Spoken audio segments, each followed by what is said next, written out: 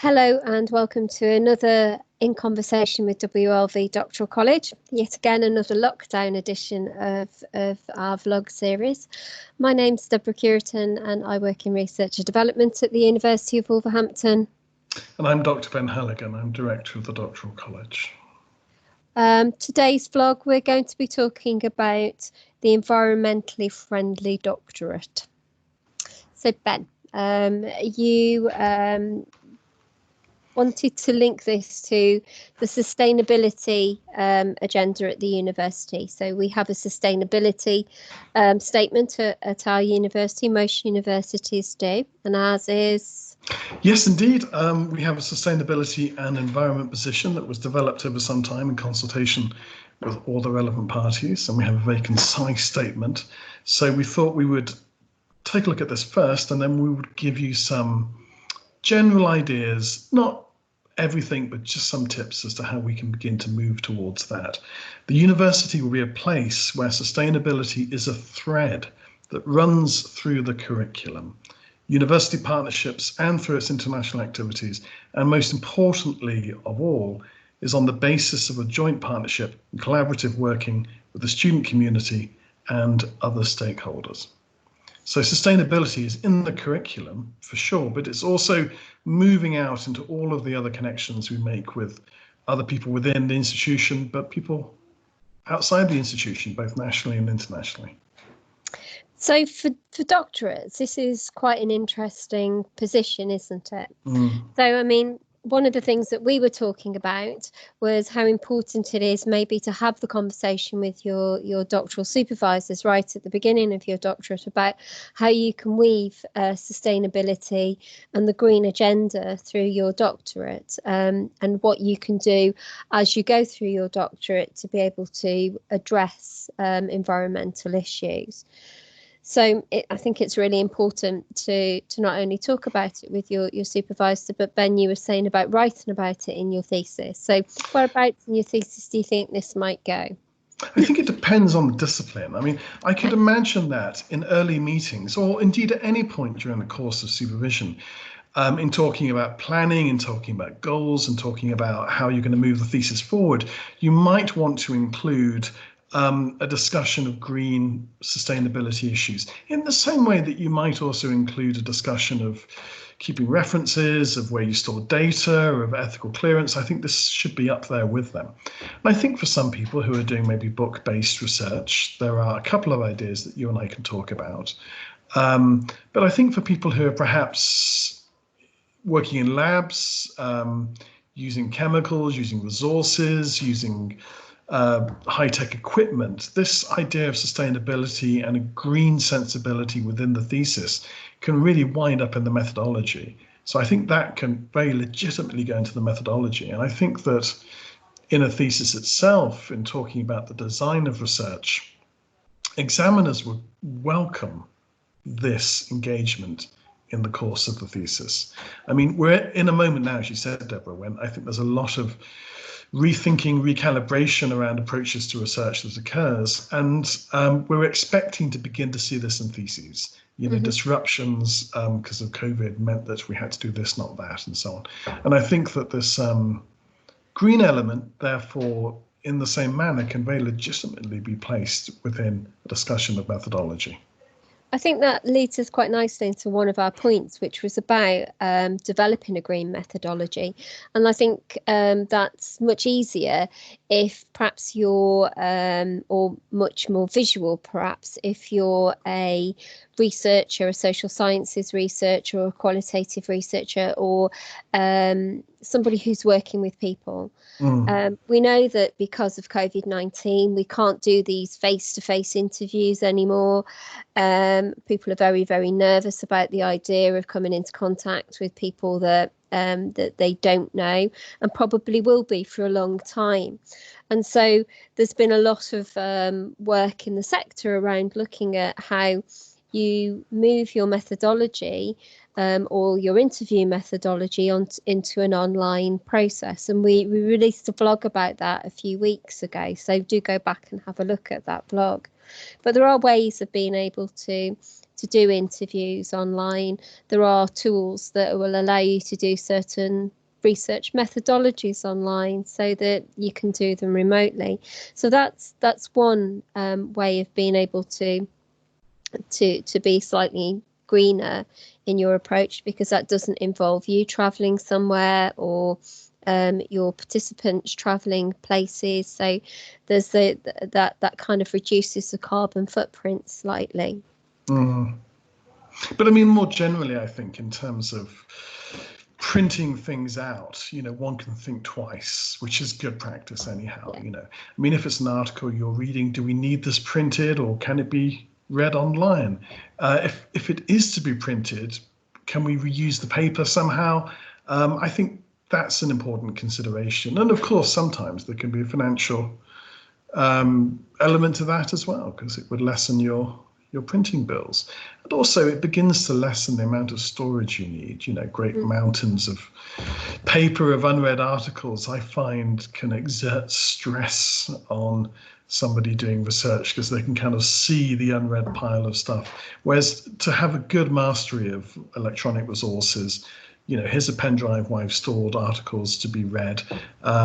That's actually, I think a less stressful, more organized way of doing it. So so be careful with printing, be careful with photocopying. Do we need hard copies of everything? Particularly at the moment, hard copies of theses, they're, although it makes it slightly harder in a viva voce, we're not actually using hard copies of the thesis.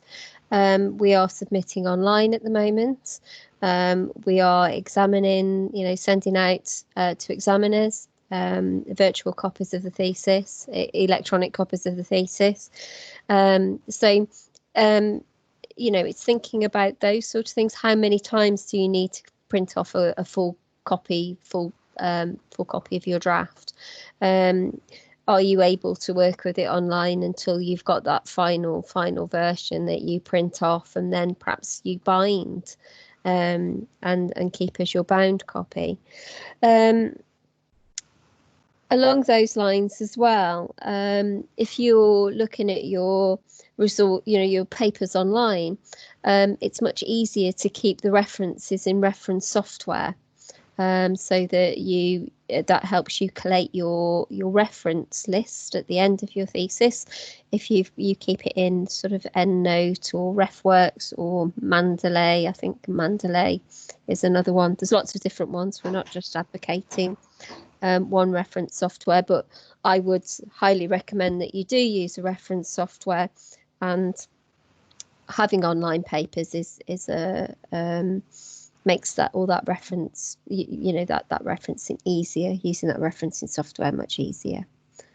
One of the other things, we started to talk a little bit about travel, and thinking about the way that you do travel. If you are traveling to conferences, and I personally think that now we've started to do lots of conferences online, maybe that's the way we might be doing conferences in the future, because it does make it more accessible to people. But only time will tell what the new normal looks like. So traveling to conferences might not be as important in the future, but we don't know. But if you do, think about green ways of travel. So using public transport, using the trains if you can, rather than a car. If you're moving around campuses, a lot of campuses have campus buses, so using those campus buses rather than driving from different parts of the campuses, if that's possible. And if you can't, if you have got to drive or travel somewhere by plane, look at what you can do as a carbon offset. So there are all sorts of different activities that you can do that will carbon offset, whether that's choosing to eat fruit from that are only in season and that come from the UK for a couple of years or whatever. There are ways of being able to offset the carbon footprint. And one of those is having your own insulated reusable mug I've got mine with the university logo on because I am a WLV alumni. I don't know if you can see that, but I was given my alumni mug, and our alumni get these when they graduate.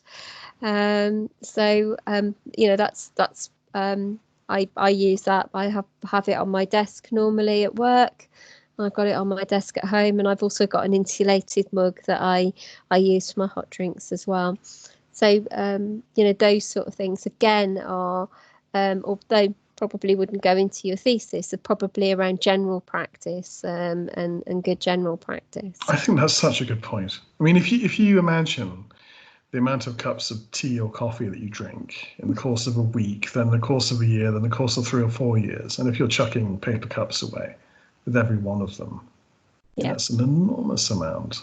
So what a good discipline to develop. Yeah.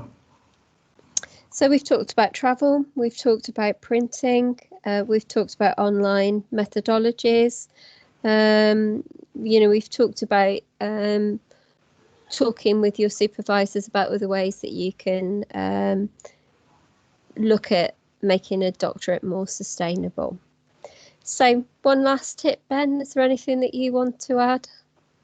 I think I just want to reiterate what I said at the beginning, which is I think this would be very welcome in a thesis to talk about the green issue, whether it's one sentence in an acknowledgement or whether it's actually built into the very methodology itself. And then thinking about the way in which one's research opens up further vistas of research for people coming after us, for future researchers. This sustainable element is very important because it may reduce costs, pragmatically, it may make it more doable. It shows that it's aligned to a certain philosophical position and so on. So I think really it's only to the benefit of one's research and the reach and the impact of one's research. That's lovely. So thank you very much for listening. And as always, if you want to hear more from us, do follow us, press the subscribe button and press the button to be warned every time we release a new video. Then you'll get to hear each time we release something new. So thank you for listening. We'll speak to you again soon. Thanks. Bye. Bye. Okay.